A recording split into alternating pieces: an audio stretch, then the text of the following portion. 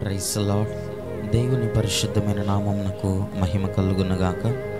మన ప్రభువును మన రక్షకుడైన యేసుక్రీస్తు పరిశుద్ధ నామంలో ఈ ఉదయకాలం దేవుని వాక్యమని వినుచున్న మీకందరికీ కూడా నా హృదయపూర్వకమైన వందనములు తెలియజేస్తున్నాను. ప్రియులారా, దేవుడు మనలను ఎంతగానో ప్రేమించి గడిచిన వారమంతా కూడా ఆయన కృపా రెక్కల క్రింద ప్రభు మనల్ని భద్రపరిచారు, క్షేమమునిచ్చారు, ఆరోగ్యమునిచ్చారు, నెమ్మదినిచ్చారు. అపాయకరమైనటువంటి ఈ దుర్దినములలో కూడా ప్రభు తన కృపను మనకు దూరం చేయకుండా మనల్ని కాపాడుతూ వస్తున్నారు. కాబట్టి ఆ దేవుని యొక్క ఆశ్చర్యకరమైనటువంటి ఆ కృప, ఆ ప్రేమ కొరకే ఒకసారి చేతులెత్తి దేవునికి స్తోత్రాలు చెల్లిద్దాం. స్తోత్రం, స్తోత్రం, స్తోత్రం, స్తోత్రం, స్తోత్రం, స్తోత్రం, స్తోత్రం.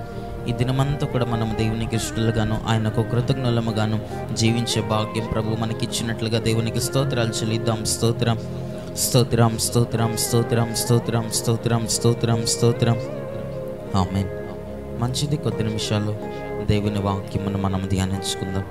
చూడండి, బైబిల్ గ్రంథంలో నుండి ఈ ఉదయకాలం దేవుని వాక్యమును మనం ధ్యానించుకున్నట్టు కొరకు కీర్తనల గ్రంథము 107వ అధ్యాయము 17వ వచనాన్ని బైబిల్ గ్రంథంలో మనం చూసినప్పుడు, బుద్ధిహీనులు తమ దుష్ట ప్రవర్తన చేతను తమ దోషము చేతను బాధ తెచ్చుకుందురు అనే లేఖన భాగంలో బైబిల్ గ్రంథంలో మనం చదువుతున్నాం. దేవనామానికి మహిమ కలుగునగాక. ప్రియులారా, చదవబడుతున్నటువంటి అక్కడ మనము చూస్తున్నటువంటి ఆ మాటను మనము గమనించినప్పుడు అక్కడ ఏమని వ్రాయబడుతున్నదనగా, బుద్ధిహీనులు అనగా జ్ఞానము లేనటువంటి వారు, అజ్ఞానులు, వారు చేస్తున్నటువంటి దుష్ట ప్రవర్తన చేత, వారు చేసినటువంటి దోషము మూలముగా, వారు చేసినటువంటి అతిక్రమ క్రియల మూలముగా వారు ఏం కలుగు చేసుకుంటారట, ఏం తెచ్చుకుంటారట? బాధను, శ్రమను వారు తెచ్చుకుంటారని మనం చూస్తున్నాం. వారు చేసినటువంటి దుష్ట ప్రవర్తన, వారి యొక్క అజ్ఞానముతో కూడినటువంటి ఆ క్రియలు, ఆ పాపము, ఆ దోషము చేత వారు తమకే బాధను కలుగు చేసుకుంటున్నారట. దైవనామానికి మహిమ కలుగునగాక. ఈ రోజుల్లో మనము కూడా అనేక మార్లు మన స్వభావం మూలముగానే, మన దుష్ట ప్రవర్తన మూలముగానే, అజ్ఞానముగా, జ్ఞానము లేనటువంటి వారులముగా, బుద్ధిహీనముగా అనేక మార్లు మనము చేసేటువంటి దోషము మూలముగానే బాధను మనం అనేక మార్లు కలుగు చేసుకుంటూ ఉంటాం. అనేక మార్లు మన దుష్ట ప్రవర్తన, మన యొక్క చెడు క్రియల మూలముగానే శ్రమలను కలుగు చేసుకుంటున్నాం. మనకు మనమే శ్రమలోనికి మనం వెళ్తూ ఉంటాం. ఎందుకనగా మన స్వభావం మూలముగా, మన దుష్ట ప్రవర్తన చేత, మన దోషము చేత. బైబిల్ గ్రంథంలో ఆదాము హవ్వలను గురించి మనము చూస్తాం. దేవుడు వారికి ఒక ఆజ్ఞనిచ్చాడు. మీకు ఈ తోట అంతటిని, ఆ ఏదైనా తోటనంతటిని దేవుడు వారికి అనుగ్రహించాడు. ఏదైనా తోటలో ఉన్నటువంటి ఆ ఫల వృక్షములు, ఆ చెట్లు కాస్తున్నటువంటి పండ్లన్నిటిని మీకు ఏది కావాలో అది తినమని ప్రభు చెప్పాడు. కానీ ఒక చెట్టు మాత్రం ఉంది, ఒక వృక్షము మాత్రం ఉంది. ఆ చెట్టు ఫలములను, ఆ వృక్ష ఫలములను మీరు ఎంత మాత్రమున తినవద్దు.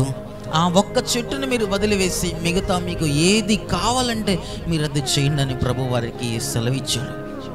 కానీ ఆనాడు నా హవ్వ తన యొక్క అజ్ఞానం, బుద్ధిహీనమైనటువంటి ప్రవర్తన చేత, అజ్ఞానము చేత, దుష్ట ప్రవర్తన, తనకి అజ్ఞానముతో కూడినటువంటి ఆ ప్రవర్తన మూలముగా ఏదైతే దేవుడు చేయవద్దని చెప్పాడో, ఏదైతే దేవుడు తినవద్దని చెప్పాడో, ఏ కార్యమునైతే ప్రభు చేయవద్దని చెప్పాడో, ఏ పనినైతే దేవుడు చేయవద్దని చెప్పాడో ఆ పనినే చేసింది హవ్వ. తన మూలముగా ఆదాము కూడా ఆ పండును తిన్నాడు. వారిద్దరి మూలముగా ఈ రోజున లోకమంతయు కూడా పాపముతో నింపబడిందట. బైబిల్ గ్రంథంలో మనం చదువుతాము, ఒక వ్యక్తి మూలముగా, ఆ ఒక వ్యక్తి ఆదాము హవ్వలో వారు చేసినటువంటి అతిక్రమం, వారు చేసినటువంటి పాప మూలముగా లోకములోనికి అవిధేయత, లోకములోనికి పాపము ఈ లోకములోనికి వచ్చినట్లుగా మనము చూస్తాం. దేవుడు అంటున్నాడు కదా ఆదాముతో, నీవు చేసినటువంటి ఈ కార్యమూలముగా నీ నిమిత్తము నేల శపించబడి ఉన్నది అని ప్రభు అన్నాడు. ఆనాడు నా ఆదాము హవ్వలు వారు చేసినటువంటి దుష్ట ప్రవర్తన, దేవునికి విరోధముగా, దేవుడు చేయవద్దని చెప్పినటువంటి ఆ ప్రవర్తన మూలముగా నేల శపించబడిపోయినదట. అవిధేయత లోకములోనికి వచ్చింది. ఈ రోజున మనము కూడా అనేక మార్లు మన ఆత్మీయ జీవితాల్లో అజ్ఞానముగా, బుద్ధిహీనముగా కొన్ని మార్లు మనం ప్రవర్తిస్తూ ఉంటాం. ఏదైతే దేవుడు చేయవద్దన్నాడో, ఏదైతే దేవుడు వద్దని చెప్పాడో, ఏదైతే ఇది మనకు అవసరం లేదని ప్రభు చెప్పాడో దానిని అనేక మార్లు మనము చేస్తూ ఉంటాం. ఆ కార్యమును అనేక మార్లు మనము చేస్తూ ఉంటాం. ఏదైతే దేవునికి ఆయాసకరమో, ఏదైతే దేవునికి దుఃఖకరమో, ఏదైతే దేవునికి ఇష్టం ఉండదో ఆ కార్యమును అనేక మార్లు మనము చేస్తూ ఉంటాం.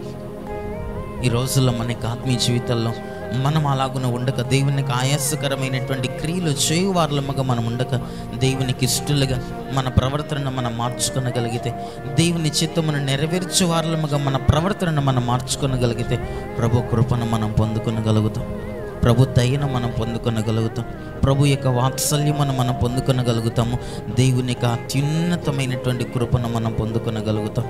కానీ ఈ రోజుల్లో అనేక మంది దేవునికి ఏదైతే ఆయాసకరమో, ఏదైతే దేవుడు చేయవద్దని చెప్తాడో, ఏ కార్యమైతే వద్దు అని ప్రభు చెప్తాడో ఆ పనిని మనం అజ్ఞానముతో మనము చేస్తూ ఉంటాం. ఆ దుష్ట ప్రవర్తన, ఆ దోషము చేత మనం ఏం కలుగు చేసుకుంటామట, బాధను తెచ్చుకుంటాము అని బైబిల్ గ్రంథం మనలను హెచ్చరిస్తూ ఉన్నది.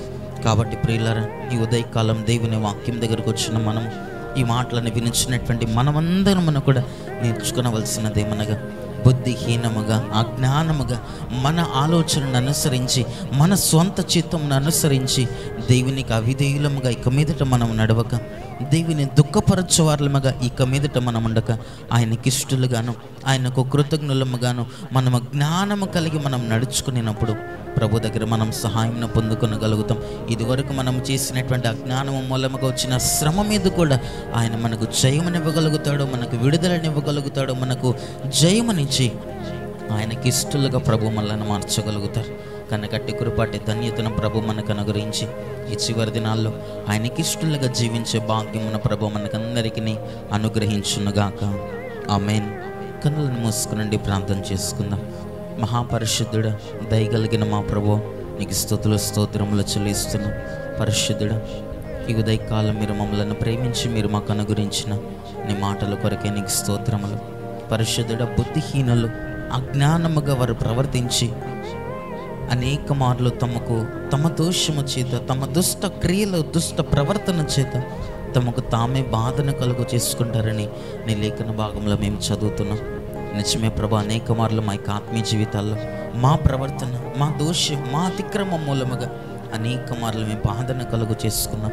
ఇక మీదట మేము అలాగున ఉండక, ఇక మీదట అజ్ఞానముగా మేము నడుచుకునక, జ్ఞానము కలిగి వెలుగు సంబంధుల వల్లే నీకు ఇష్టలుగా, నీకు కృతజ్ఞులుగా, నీ చిత్తమును నెరవేర్చే వార్లముగా, నీకు విధేయులుగా నడుచుటకు మాకు సహాయం అనుగ్రహించండి. కృపతో నింపండి, దయతో నింపండి.